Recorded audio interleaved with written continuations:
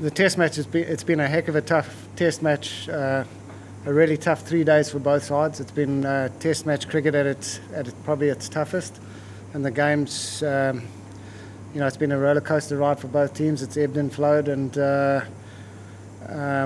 probably both teams know that an opportunity here or there were missed, which might have changed the flow of the game. But both sides are very much in the test match right now, and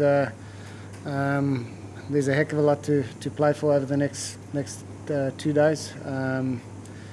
Both sides have outstanding players that are capable of changing the flow of the match over the next 2 days. But from our point of view, we just feel that bowling last on that wicket will be a bit of an advantage, and hopefully create a little bit of extra pressure and hopefully sway it in our favour. Dinesh has been criticized a lot in the past, throwing it away after getting sick. Given the played yesterday and on Saturday, we sort of give you signs of maturity. Do you think?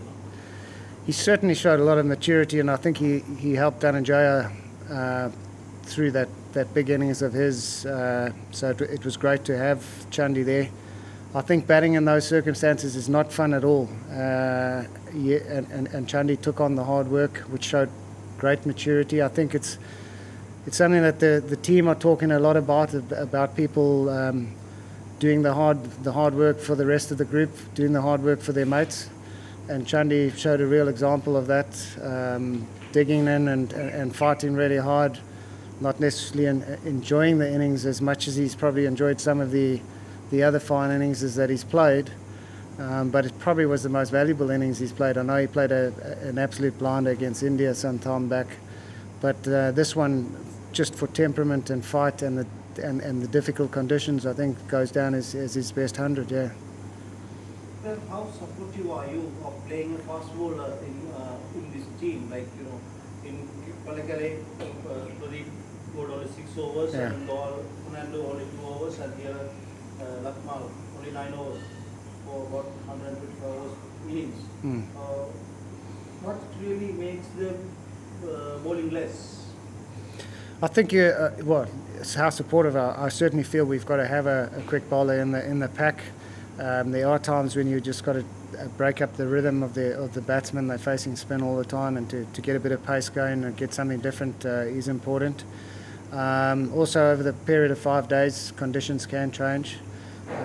Bowling first, you may want to use your quick bowler more on a fresh wicket. We've bowled second every test, so the fast bowlers come into it perhaps a little less. But you certainly, selection-wise, I think it's very important to have at least one strike fast bowler in the pack. Yeah. Graham, do you think the return from the investment in this team would pay off so quickly?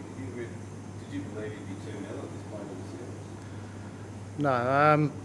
To be honest, one of the first press conferences that I came to when I took over again was that you just can't put a time frame on it as to how long it will take. It's impossible to judge, but the way some of the young guys are starting to put in high quality performances, I wasn't expecting that to happen as quickly as it has against such high quality opposition. We've had our tough times, but I think one of the beauties of selecting young guys is that even if they fail, you will get some return. You're making an investment and you will get something back down the line.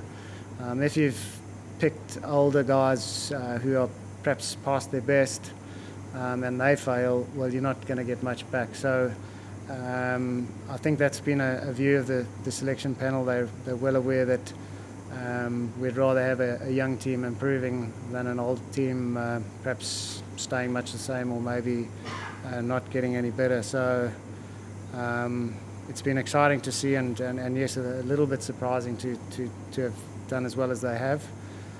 But we still have a long way to go, and they will still disappoint us from time to time. But I think with the attitude that they've got and the work ethic, there are some exciting signs for the future. Another bag for Lanka today. Can you tell us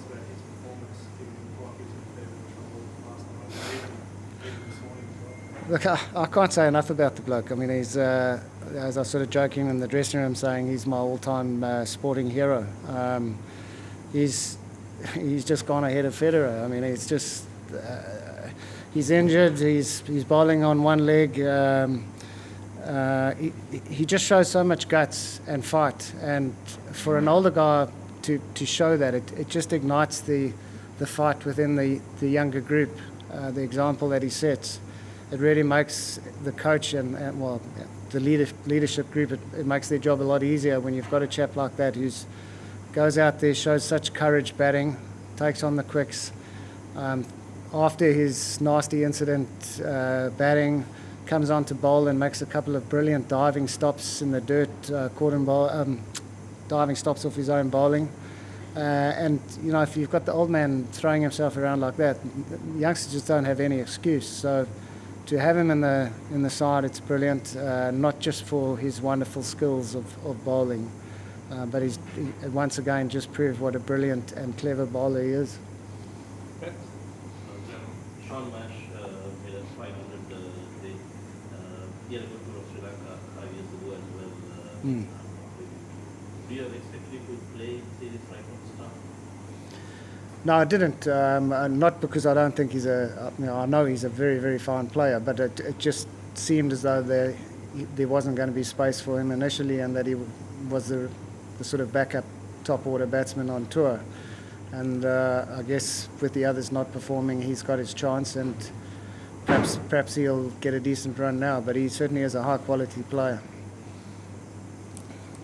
In terms of the Australian innings, first time really an Australian partnership that unfolded over a period of time. But the fact that you were able to get the last 9 wickets relatively quickly after that, is that a positive point for you towards the back end of the game? It is very positive that we managed to make sure that not too many of the other batters really spent a lot of time there. I think it is one of those wickets that if you manage to spend a bit of time there, you start to get settled, and you start to work out your ways of accumulating runs and your ways of staying out of trouble. But it's quite hard to get in, and so those that didn't get in would obviously be worried about their second go. But the two that did get in certainly did a fantastic job, and credit to them, because it was a mastership in terms of batting. Andrew? You seem to be quite fluid with your batting order, players sort of moving around a bit. I know you're trying to find the right combination, but how close are you to finding that? Which are the spots that maybe you have nailed down for certain players? Look, I think it is still work in progress. Some of these young guys, a couple that are maybe batting in the lower part of the middle order, are top order players, and may in time be moved up the order. That's something that we'll have to think long and hard about.